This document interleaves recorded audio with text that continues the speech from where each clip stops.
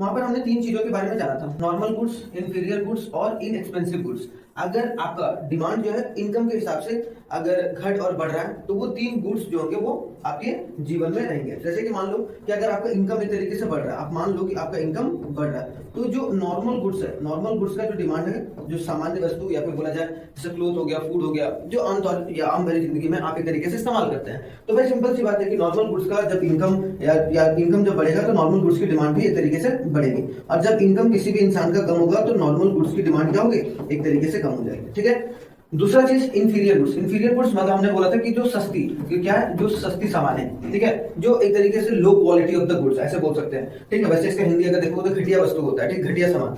लेकिन घटिया सामान का मतलब यहाँ पर है कि बहुत लो ब्रांडेड जो प्रोडक्ट्स होते हैं वो। तो यहाँ पर क्या है कि अगर इनकम बढ़ेगा तो जो इंफीरियर गुड्स है क्या होगा, इंफीरियर गुड्स की डिमांड कम होगी। क्यों? क्योंकि जब आप पैसा बहुत ज्यादा कमाने लगते हो तो एक तरीके से आप क्या करते हो, सिंपल से लॉजिकल वाली बात है कि आप जो सस्ती सामान खा रहे हो वो आप नहीं खाओगे। ठीक है। जैसे कि यहाँ पर मक्का वगैरह को सस्ता या इंफीरियर गुड्स माना गया है। ठीक है।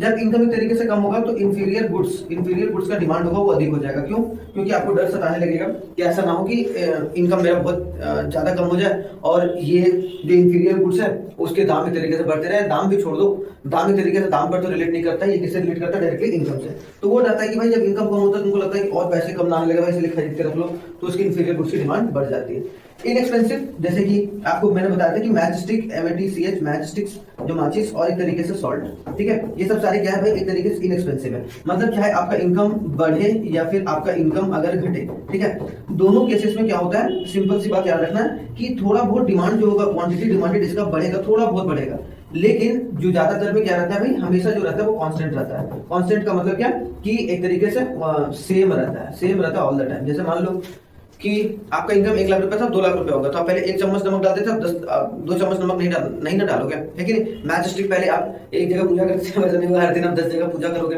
या फिर जो भी चीजें हैं, एक तरीके से जो इनएक्सपेंसिव प्रोडक्ट्स होते हैं उसका जो एक तरीके से डिमांड रहता है वो सेम रहता है। तो हमने ये देखा था कि इनकम की वजह से भी, इनकम के चेंज होने की वजह से भी डिमांड भी एक तरीके से चेंज होता है। ठीक है। तो याद रखना बहुत जरूरी है।